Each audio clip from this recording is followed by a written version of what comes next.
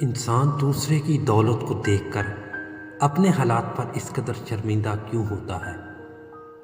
تقسیم تقدیر ہے۔ ہمارے لیے ہمارے ماں باپ ہی باعث تکریم ہیں۔ ہماری پہچان ہمارا اپنا چہرہ ہے، ہماری عاقبت ہمارے اپنے دین میں ہے۔ اسی طرح ہماری خوشیاں ہمارے اپنے حالات اور ہمارے اپنے ماحول میں ہیں۔ مور کو مور کا مقدر اور کوے کو کوے کا مقدر ملا۔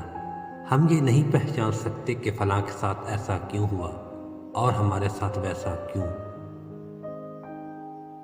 موسیٰ علیہ السلام نے اللہ تعالیٰ سے کہا، اے رب العالمین، آپ نے چپکلی کو کیوں پیدا فرمایا؟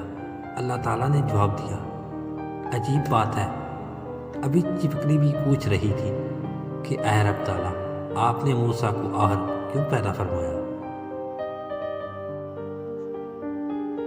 بات وہی ہے کہ انسان اپنے نصیب پر راضی رہے تو سکون و اطمینان حاصل کرے گا۔